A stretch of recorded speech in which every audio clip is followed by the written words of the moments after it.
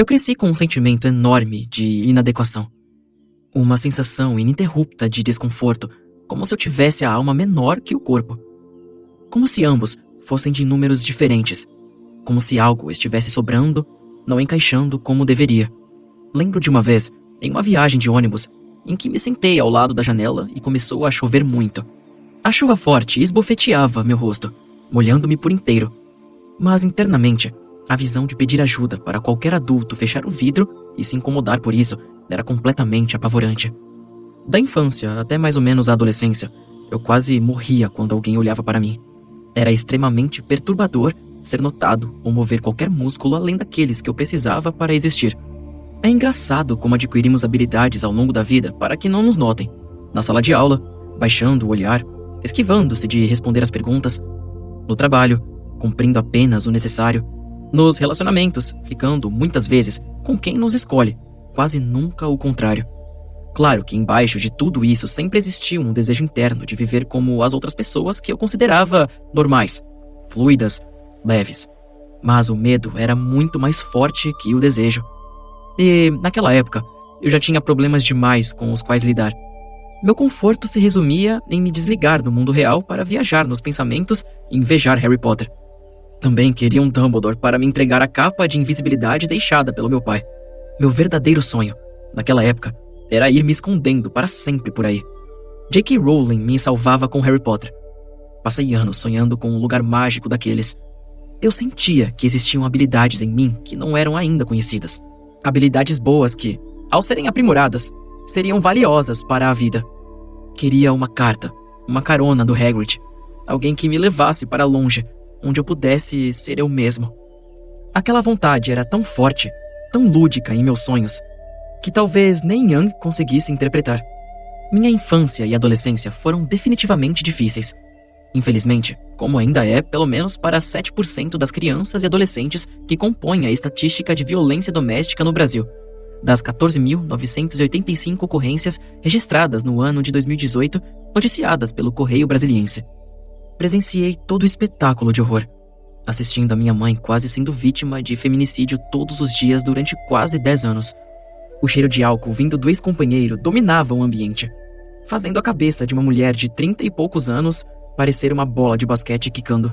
E como se não bastasse todo o cenário, eu também era vítima da violência física e do abuso moral, só que em segredo. O caos quase acabou comigo, por anos. E, às vezes, uma vozinha ousa tentar. Naquela época, eu não poderia contar que aos 6 anos de idade era estrangulado até ficar sem ar e jogado no chão quando começava a ficar roxo. Em hipótese alguma poderia desabafar com alguém sobre as agressões sem motivo, nem reclamar do gelo que me queimava para diminuir os hematomas.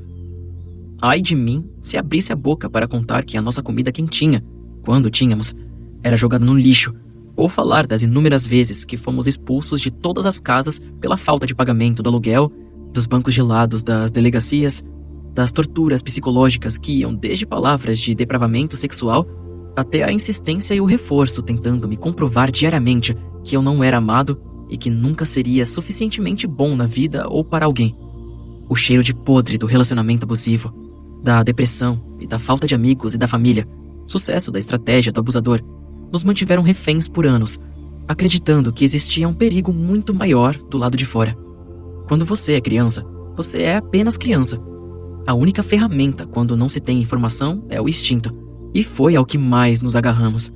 Mesmo sofrendo e ouvindo todas aquelas barbaridades todos os dias, eu ainda conseguia me conectar com o amor da minha mãe, com a esperança com que ela nos alimentava, dizendo que um dia iríamos sair dali e que seríamos muito felizes. O amor dela criava uma barreira protetora de toda aquela maldade em volta de nós. Não forte o suficiente para ser impenetrável, mas capaz de nos proteger sem entrarmos tanto em contato com a maldade. Toda noite, antes de ir dormir, eu marcava em uma estante branca o nosso nível de felicidade. O dia que alcançássemos o topo seria então o grande dia. Anos mais tarde, aos 13 anos, faltando alguns dias para o meu aniversário, contei tudo à minha mãe na madrugada, na casa da minha avó, aproveitando os raros momentos em que ficávamos sozinhos, tudo o que eu havia passado e ainda passava durante anos. Após horas de choro que tentavam aliviar a culpa de uma mãe desolada, resolvemos montar um plano de fuga. Nosso amor estava ainda mais forte. Na semana seguinte, conversamos com um amigo que tinha um caminhão. Achamos uma casa que estava para alugar em frente aos trilhos. Conversamos com o dono, explicando toda a situação e prometendo pagar o aluguel no mês seguinte e, para o nosso alívio, no dia 20 de outubro de 2005, dia do meu aniversário de 14 anos, concluímos nossa fuga, ganhando o maior presente que já ganhei na vida: a liberdade e a oportunidade de sorrir de novo. Após o caminhão ir embora, já na casa nova, percebemos que a estante branca havia ficado para trás.